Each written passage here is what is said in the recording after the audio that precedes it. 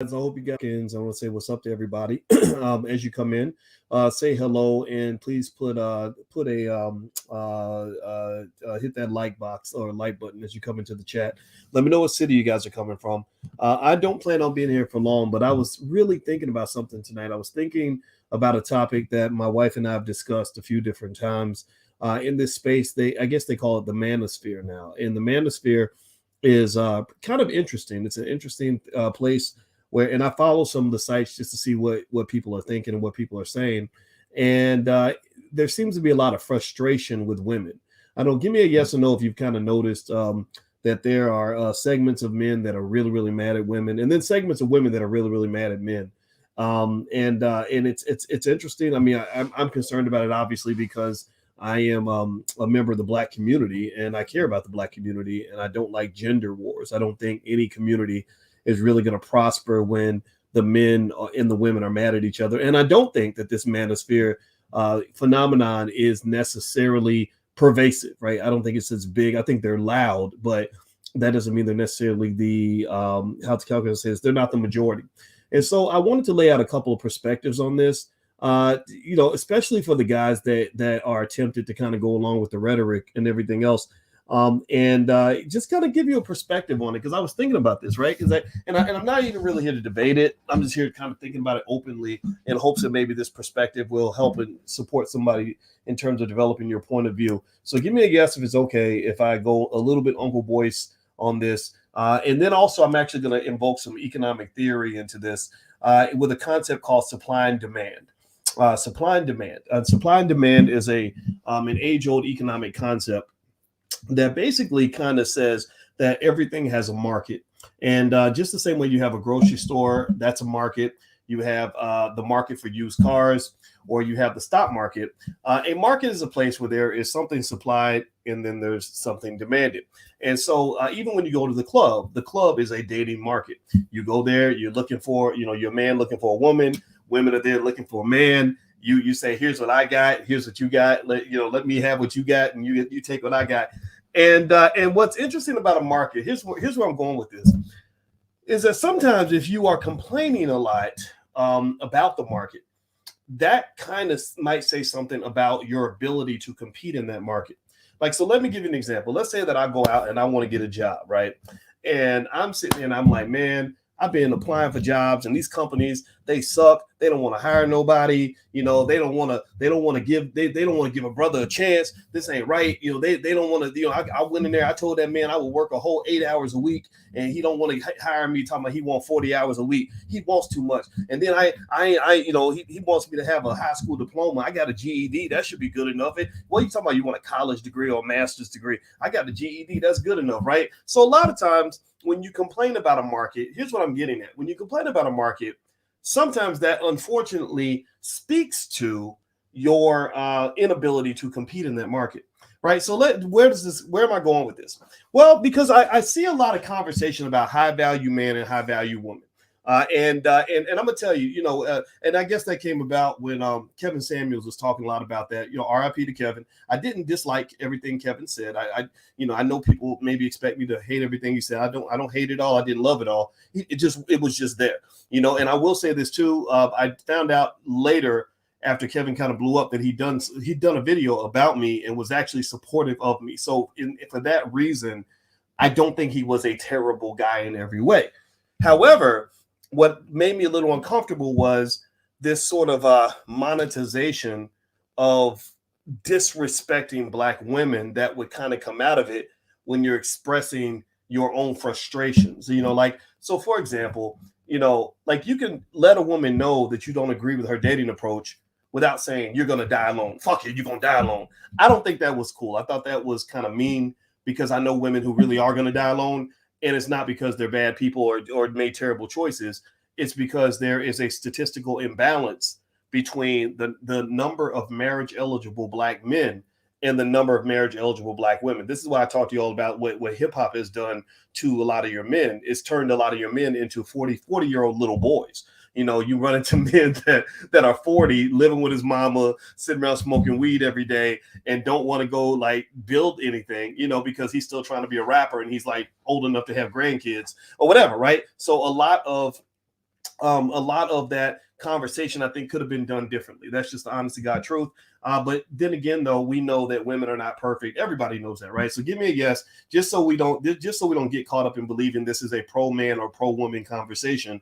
Give me a yes if you've seen raggedy ass women, and give me a yes if you've seen some raggedy ass men that you wouldn't touch with a 10-foot pole. Let's try to have a balanced discussion on this. And because I want to make this point, or a couple of points, but one point that comes to mind most readily is this one. There's this platform I was following, I think called Red Pill, and I watch it. I like to read it just because I don't disagree with everything that they say. I kind of think some of the women that they put up there are pretty delusional and weird, and I see it, and then I'll see the comments, right, and I'll see all the men, they're like, oh, women like this are stupid, and women they do this and they do that, and I see it. I might agree, but what I'm thinking is, well, I don't care if she's weird. I don't pick weird women. I wouldn't date a weird woman. I would date a better quality woman. So to me, it's like, what are we complaining about? Like, what are we complaining about? And like, what is it about this incessant need to correct women that keeps you like going with this narrative? If I don't like what a woman does, I don't pick that woman. And so my thought would be, if you are really this high value man that you want to be, that you want to claim that you are, right? I'm high value. Maybe you make a certain amount of money, or maybe you just think that you have certain qualities that make you high value. Well, let me tell you a little secret. Let me tell you a secret. If you're really a high value man, then you can get what you want. Why? Well, because if one woman doesn't give you what you want, another woman will. If one woman's being a bitch toward you, well, there's another woman who will roll out the red carpet for you. So it's just like seeking a job. If I go and I try to get hired at a company and they say, well, we don't want to hire you, and if I'm truly qualified for the job, then guess what? There'll be 10 other companies that will hire me, right? But the only time I will complain is when I'm not really qualified. Do you follow what I'm saying? Now, some people's feelings might get hurt on this, because sometimes you might have to look in the mirror and hold yourself accountable and say, well, maybe I thought I was high value. Maybe I thought I was a catch, but maybe you're not as much of a catch as you thought. Because here's the deal. So if I go to a company, let's go back to markets. This is actually an economic lesson here, just in case you want to know this. You can connect all this right back to economic theory. So if I go to a job and I say, okay, here's my resume. This resume is lit. You should be ready to hire me. Look at all these credentials I have, and I expect a salary of $150,000, and I should be able to work 20 hours a week, and you should hire me because I'm just the best that there is. And they say, we looked over your credentials, but no, thank you. Right now, if I have options, I'm just going to go to another company. Right? If you're truly that good for the job, then some other company will hire you. But if I'm sitting around like, man, these motherfucking companies, man, they don't want to hire nobody. They don't want to hire a brother. That ain't right. Look at how these companies be doing people. That ain't right. That ain't right. That probably means I could be in denial about my level of qualification. If you really want to have this conversation about high value and low value, see, here's the thing. I'm going to tell you the truth. I do believe that there is a definition of high value and low value. Now, the thing about it, though, is that it's not universal.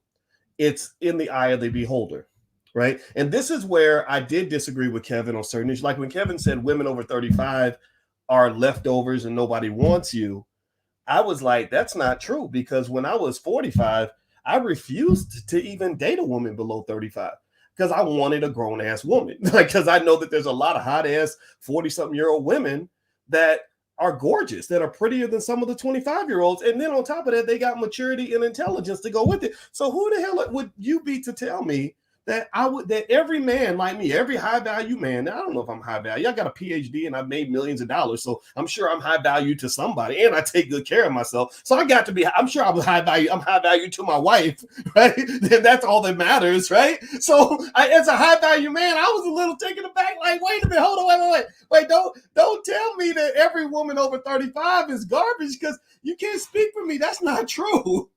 Because I've met a lot of nice 40-something-year-old women that I would pick over 99% of the 25-year-olds any day of the week, because the 25-year-olds are immature. They might look good, but they ain't got it all upstairs. So if you are a man that values an intelligent, mature woman, then you might want a woman who's a little bit older or whatever, or closer to your age. How about that? Right? Or I think there was another example, and this is where the manosphere can, I think, misguide some men. And I know some men are going to find some way to twist this into anti whatever. I'm not being anti nothing. I'm just being pro common sense here. But another thought that came to mind, what was it? Oh, I remember. I saw Kevin do a video with a lady, and he was asking her something like about her how do you rate yourself, right? And then he said something like, what's your dress size? And I was like, that is the weirdest. I've never in my life ever once. Give me a guess if you're in this category. I don't know. Maybe I'm the only one. I've never asked a woman her dress size. I have never in my life been like, oh well, you're a size 7 and I got to have a size 4. Like, I've never been like that. I've never, ever, ever, ever, ever, ever, ever asked a woman her dress size. I was like, is that the criteria we're working on? Because that sounds a little weird and almost feminine. Because most guys I know, most brothers I know, when they serve, especially you talking about a black women can be a size anything and look delicious. I mean, really, ain't nobody got curves like a black woman. Seriously. But even if the black women that speak Spanish, there's something about the black woman's physique where she can look good at a lot of different sizes. And I know a lot of men who actually don't mind you having meat on your bones if all the meat is in the right places. So that dress size question was a little bit weird to me because I felt like it was, what's the word? Generalizing, how all men think. And I think that what happens is that when you tell someone that no one's going to want you, like maybe no one's going to want you because your dress size is too big, or no one's going to want you because you have kids, or nobody's going to want you because, like me, I'm 5'8". So if you say no one's going to want you because you're not 6 feet tall, those are just not only those untrue statements, but you're missing a key element of how a market functions. There is an element in a market called idiosyncrasy, right? Or idiosyncratic. That will be the term maybe to use. There's an idiosyncratic aspect of how we judge in each other, meaning very specific. That basically says that there are some systematic factors, right? Like a tall man is on average more attractive than a shorter man. A rich man is on average more attractive than a poor man. A man with more education is on average more attractive than a man with less education. But that does not mean that is the rule. Do you follow what I'm saying? That does not mean that that's the rule, right? So if I say, okay, a woman with kids is just automatically on a lower rung, you're missing a lot of the process of how people go about evaluating what relationship they want. I know men who really like women with kids. I actually, I'll admit, I gained a preference. And when I was single and dating, it wasn't that I didn't want to date a woman that didn't have kids, but number one, I think kids are cool. Kids are fun. I like mentoring black kids.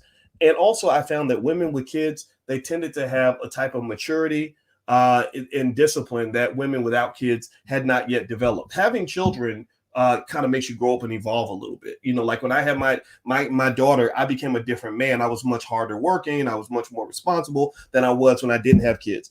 And the same thing might be true with women. So I think that the problem, if you are in the manosphere, and I'm not telling you to leave, I mean, you can be there if you want to, I would personally carry a couple of thoughts. Number one, remember that when you're spending a lot of time complaining about women, you're kind of revealing that you have a hard time getting women.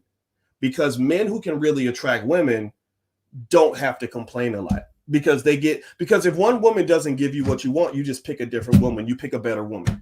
You say, okay, thank you. I'm not interested, but I've got other options over here. If you've got 10 other options that are waiting to give you what you want, why are you complaining about the one who didn't give you what you want? So to be honest with you, that's one thing that you're kind of doing. So you got to be real careful about that.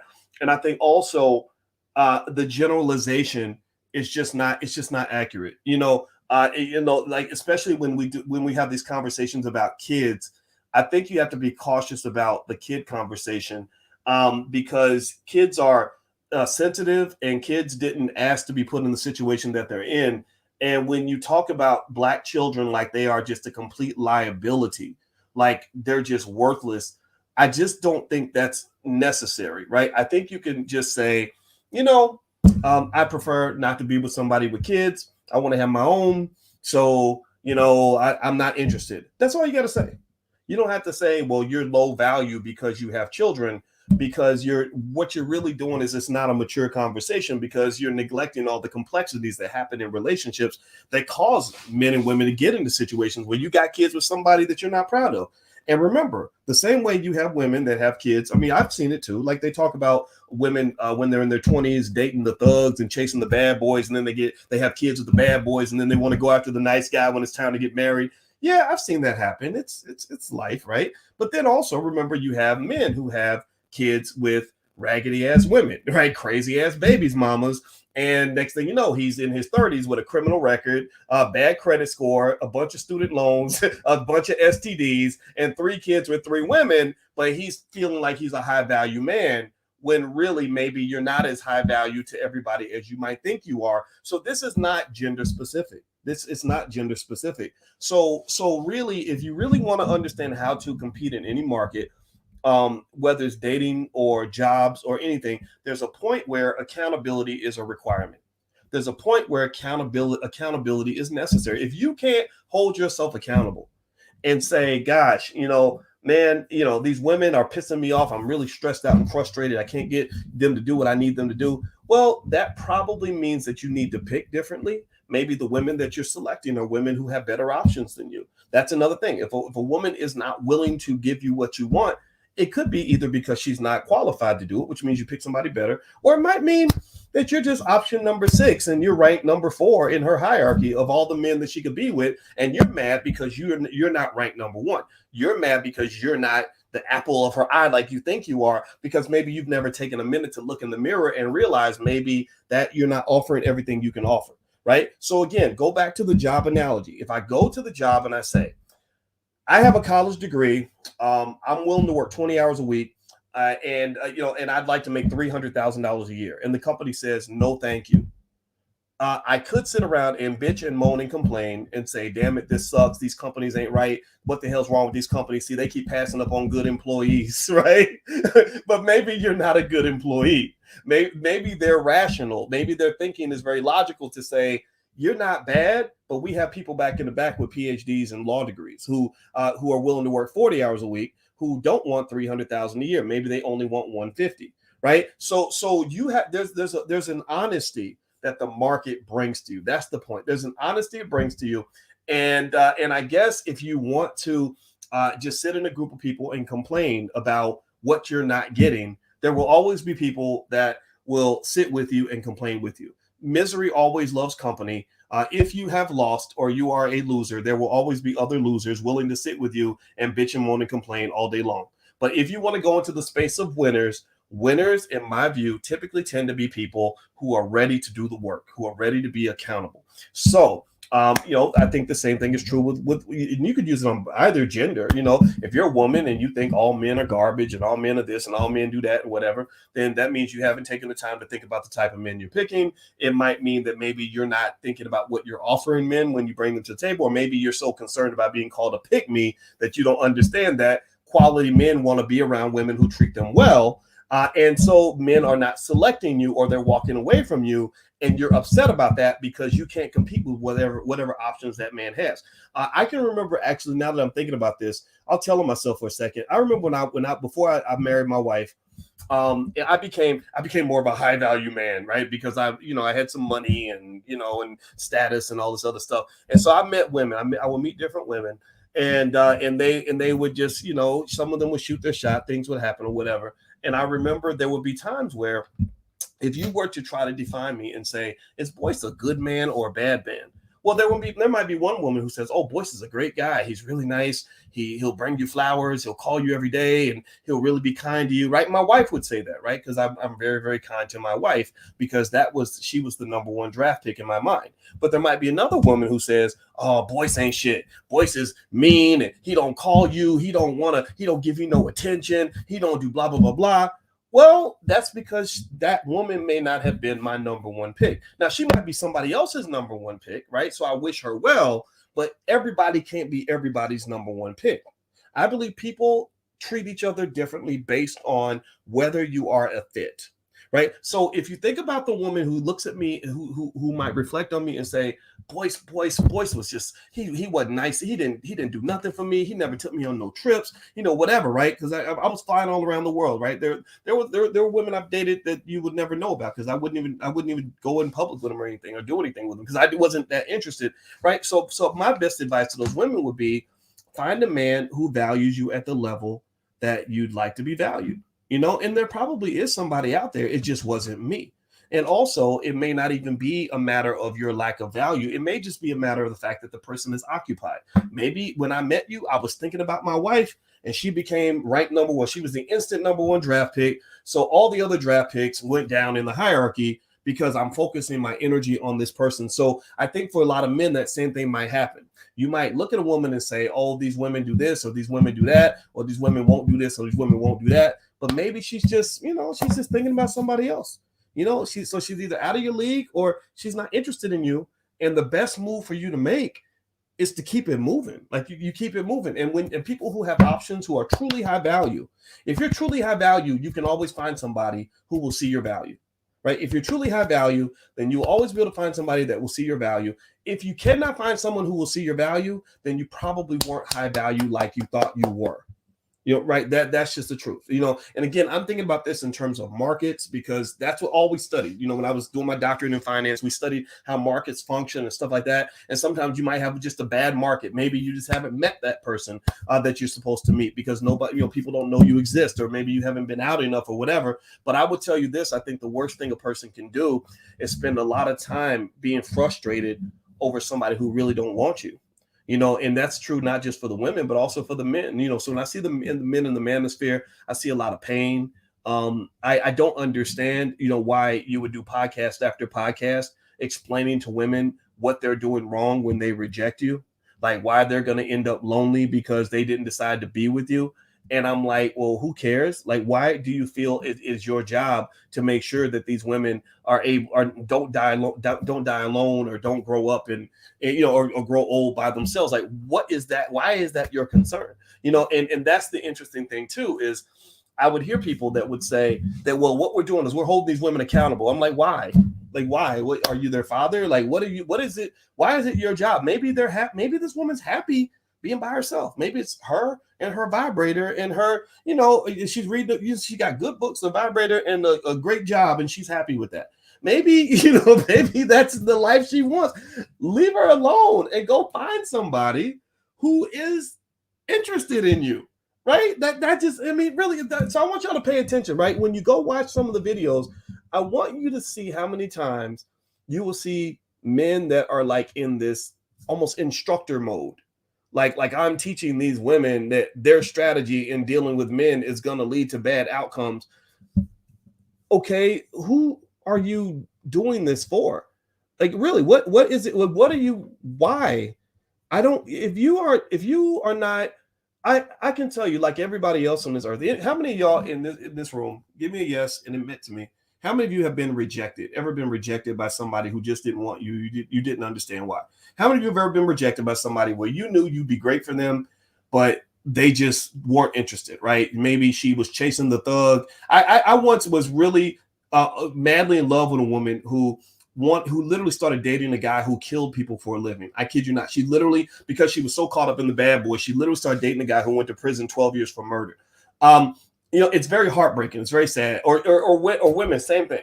You're good for this man. You know that you could take care of him like nobody else will, but he's chasing the dumb girl with the big booty or whatever, right? And maybe he doesn't see you because he's so blinded by a bad option. Well, I think in time, what I realized is that if you're really just that great of an option, you have to move on. It makes no sense to try to sell something of value to someone who does not see that value. If I have the rarest diamond in the world and it's a blue diamond or something, whichever one it is super expensive, and I know it's worth $10 million and you won't offer me more than $80 for it, that clearly just means you're not the right person. It's a bad market. You're not the right buyer for this diamond. So I might be able to talk you into going from $80 to $250, but I'm still not going to get my true value. The best thing for me to do is to go out and expand the market. That's it. You go expand the market. So you go and you try your best to get this woman, and she doesn't see your value. She doesn't understand that you're a high value man, and she's doing these things, these hoish things that piss you off or whatever.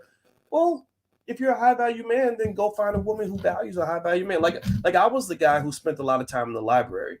And as a guy that spent a lot of time in the library, I got passed over by the dumb women who were chasing the thugs. All the women that would go out and chase the bad boy and get her ass beat and get pregnant by a loser and then want to go marry the nice guy later. I saw all that, right? And I just remember thinking, like, okay, I want to find me a woman who likes guys that want to be in the library. I'm not gonna turn myself into a thug to impress you. And I'm not going to go chasing a woman who cannot see my value. So I was never a candidate for the manosphere because it would probably confuse me. The only thing I could see in terms of the benefit is maybe it helps you release some steam. Maybe there's like frustration from experiences and you just kind of want to get it out. Also, I think it allows you to be in this space that reminds me of kind of like the Derek Jackson space. Derek Jackson did this for women. On the internet, there are lots of spaces where people go and they sit in these vacuum chambers and they literally complain about stuff. And then everybody just repeats what their complaint is. So like Derek Jackson, what Derek Jackson does for women is he says, the reason that a man don't want to be with you is because men don't want to be with a woman who holds him accountable. Or a man, he doesn't want you because he doesn't want to be mature and blah, blah, blah, blah. Right. But Derek Jackson knew the game. Derek Jackson knew that if I just tell you what you want to hear, if I validate your delusion, then you will pay me for that. Like you will pay me if I simply repeat everything that you've been saying to yourself in order to make you feel better about the fact that you're not getting what you want, because anything is better than you actually holding yourself accountable and learning how to evolve and learning how to truly compete for the things that you want. So basic things like my wife, the reason that I married my wife over the other women I could have married is because number one, I think she's beautiful. She's super smart. She can cook her ass off, and I love her kids. I don't care if people think that kids are bad. I think I don't care. I like kids. I think kids are cool. And she understands me, and she's nice to me, like there's little things that you can do to make yourself appealing. And she's not a pick me, but she understands that it's easier to attract a man if you're nice than if you're not nice.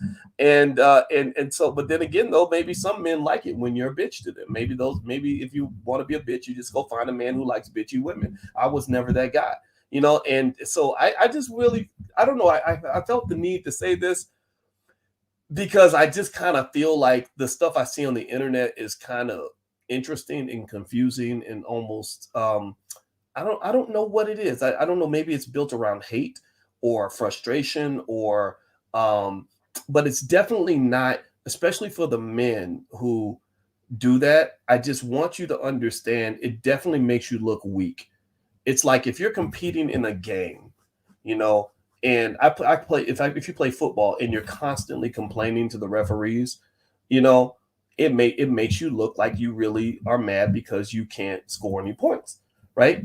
Because if you're winning, you just start winning. If you're dominating, you just start dominating. And I think that all the complaints that people have about women in the manosphere are interesting to me because if you have true power over your outcomes, meaning that you have enough value and value leads to power, then you will always find somebody that will give you what you want. That's why two people can both go into the job market and one person can sit around complaining all day because nobody will hire them. And then the other person says, well, wait a minute, what are you talking about? I got plenty of job opportunities out here. Well, it's probably because there's a difference in qualifications.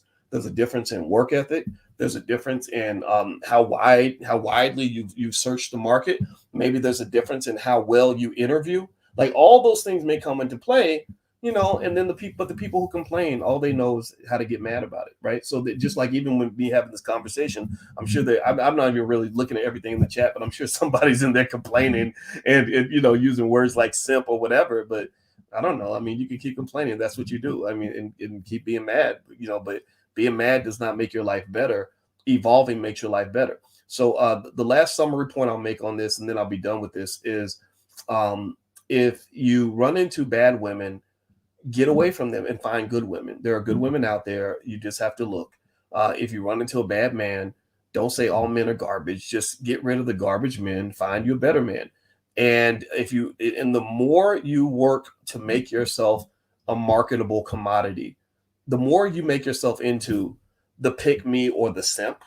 Fuck those stupid terms. Those are dumbass terms made by people who refuse to compromise, who are not healthy enough for relationships. Those terms, pick me and simp, are the dumbest terms I have ever seen in my life, because at the end of the day, in any market, if you want to make yourself valuable in a market, you have to offer something that the other party wants. Do you understand what I am saying right now? If I run a goddamn business and I say, well, I don't want to be a simp and offer good customer service, well, then ain't no customers gonna want to do business with you.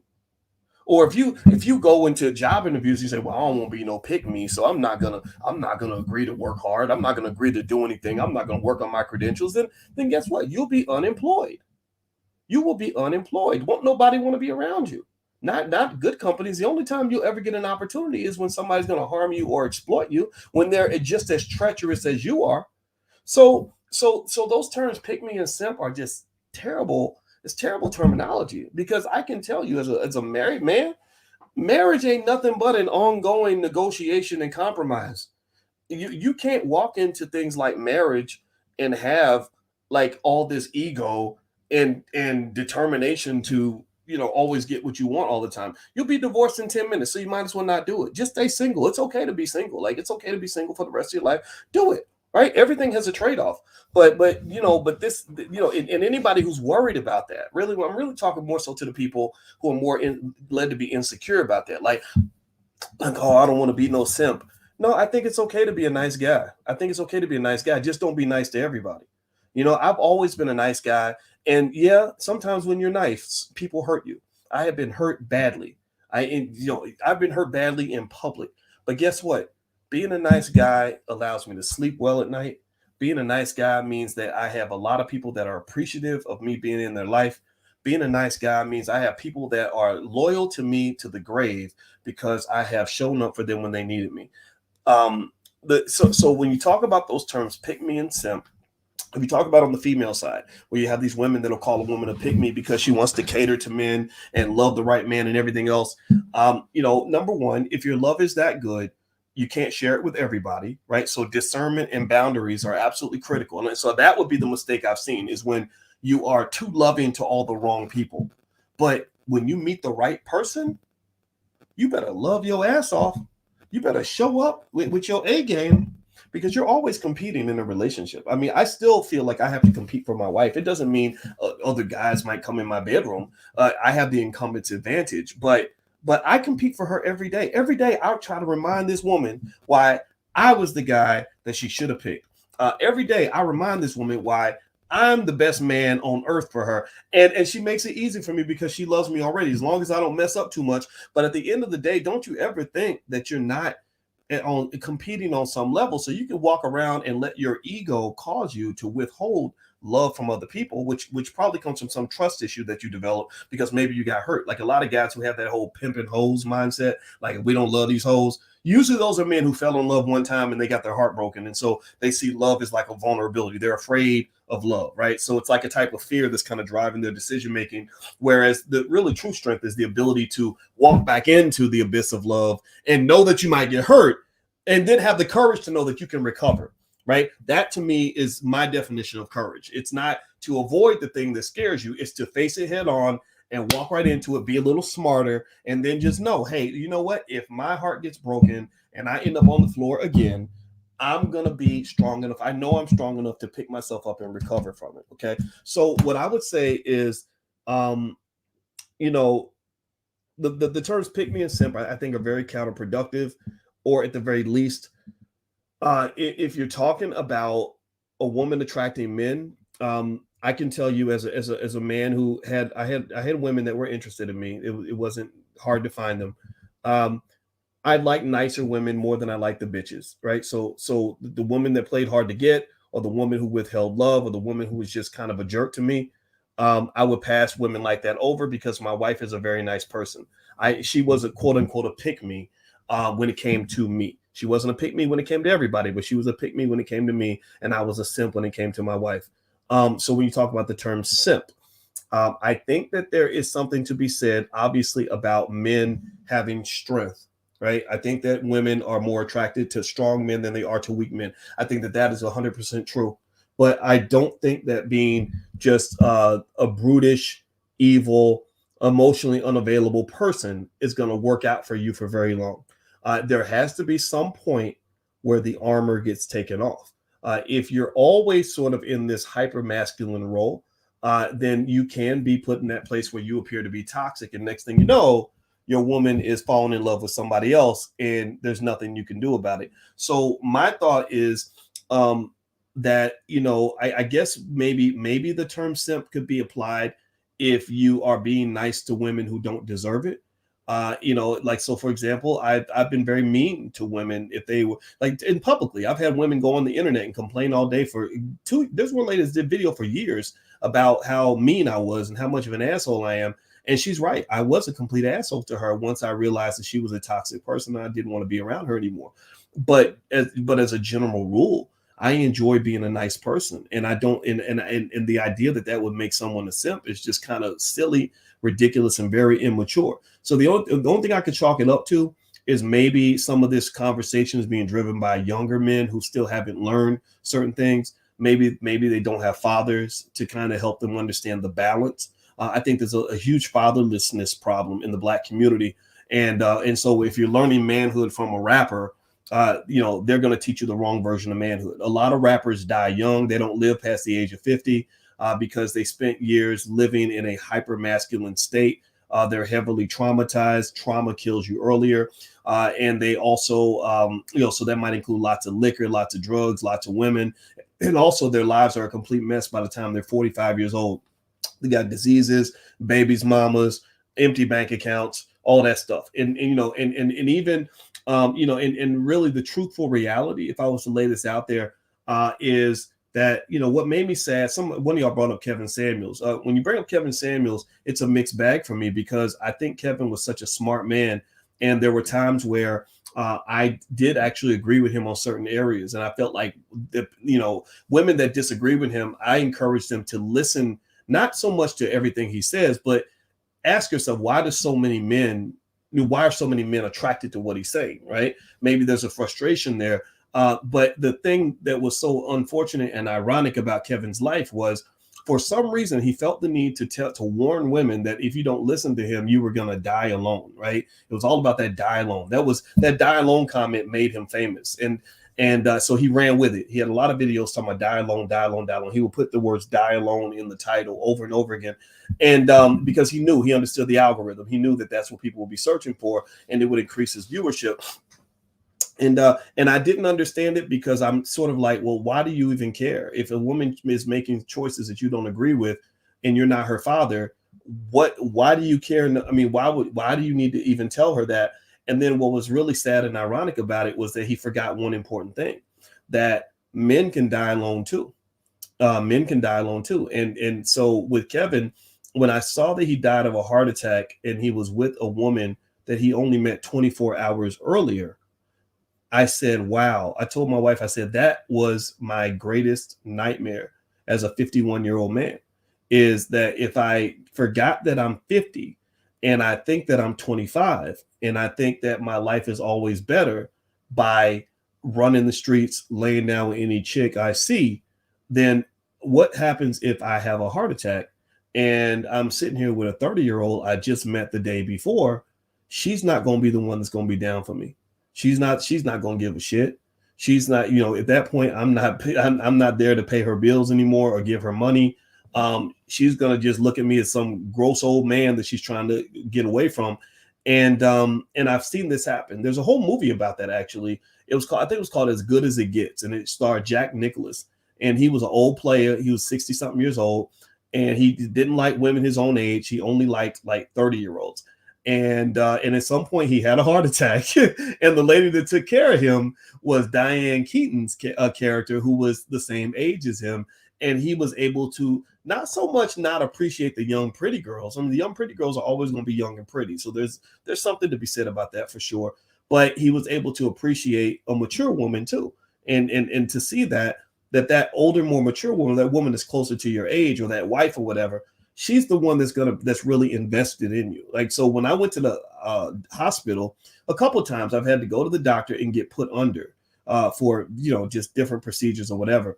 My wife was the person that had my back when I was passed out, and that's a very vulnerable state to be in, just knowing that number one, you're unconscious, so you don't know what the hell's going on.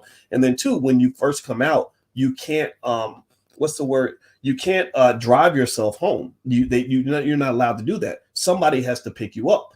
And so it was nice to say, they were like, who's going to pick you up? I was like, my wife's going to pick me up. And I felt good, saying that, so I just kind of feel like, I mean, if you want to ask like why I talk about this kind of thing, first of all, like I said, when I think about everything in terms of markets, and I wanted to make that key point about, if you're constantly complaining about women, that probably means, maybe, I don't know, maybe you can't compete the way you want to. And so you kind of feel like I'm just going to complain. Because if you don't like the woman that's in front of you, you can just pick a different woman. Like, it's okay to do that.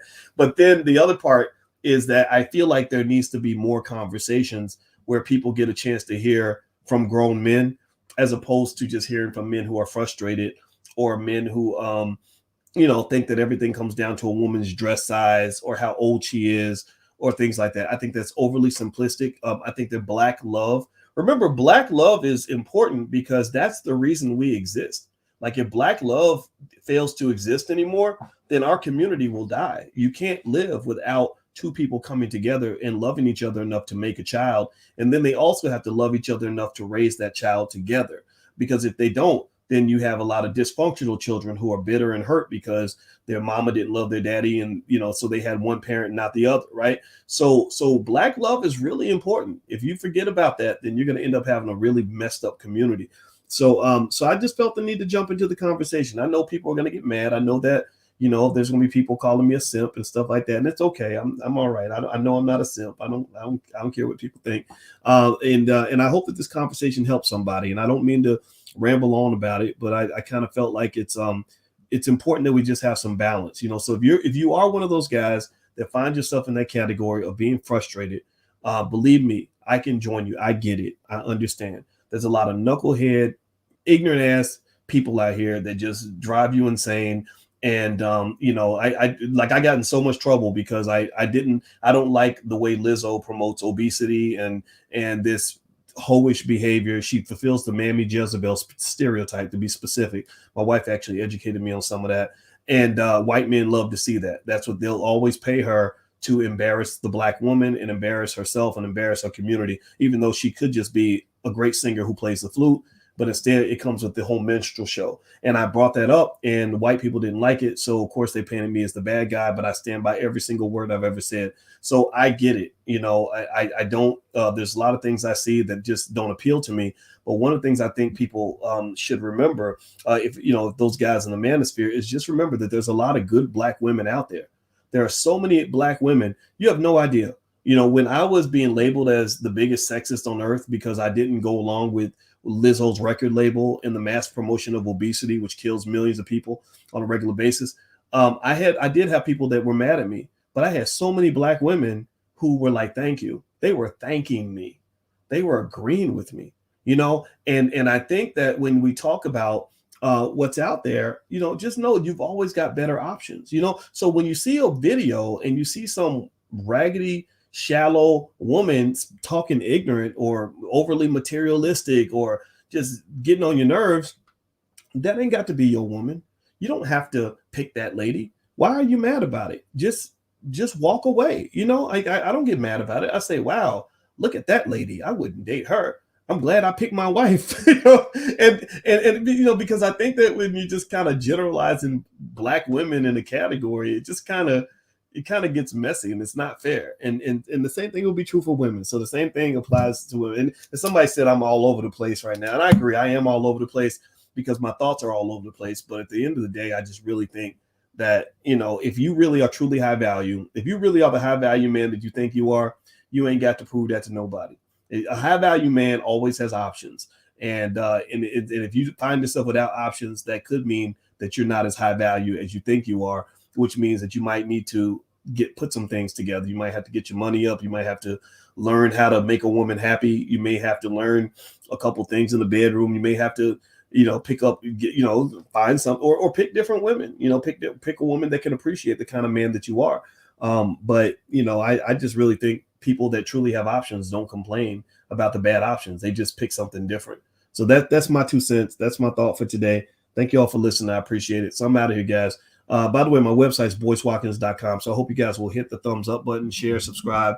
Most of the time I talk about financial related topics. And today this was actually a financial topic, believe it or not, because if you ever want to know what kills Black wealth more than anything, it is baby mama, baby daddyism. When you have broken families, that's the biggest killer of Black wealth that there is, because it's very hard to build wealth with a broken family. The lowest median net worth in America is that of the single Black mother with kids. And right there with her is the single Black father that has multiple kids with multiple women. So even when I'm talking about relationships or love and dating, I'm really talking about money. There's a huge financial component to dating that people don't even talk about. Even other little things like even though your money even affects the way you date.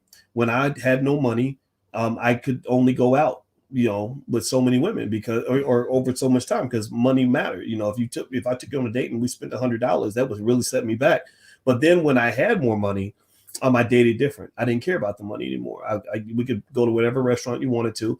And I didn't care how much money you made. I would look at other criteria besides the money. So so money affects relationships, and relationships affect money. Also, the other thing that happened is that once I made more money, I noticed that the women trusted me faster, and that's something ladies have to be careful about. Is that I noticed women would trust me because I was rich and I was smart and I was famous, and I thought you're putting yourself in a very vulnerable position because I could have been a terrible person. I could have been, a rapist or whatever. And you wouldn't know that because you're so enamored with the fairy tale of what I look like on paper that you didn't take the time to actually do a thorough investigation to determine what kind of man I am. And I think men do the same thing when it comes to like a beautiful woman. Like there's some women out here that are just hellish, but they look gorgeous. Sometimes the biggest terrorists will come in the most beautiful package. Like I think about that. I think about that one lady. I forgot her name, but she dated that basketball player at Kentucky and took like all his money and had his baby. And she was 28 or 27. She pretended like she was a college student. You know what I'm talking about? I forgot her name. Deion Sanders actually invited her to speak at Jackson State. And now she's actually expressing regret over all the men that she slept with and everything. But she literally did videos about how like getting pregnant with an athlete was a great way to make money and stuff like that.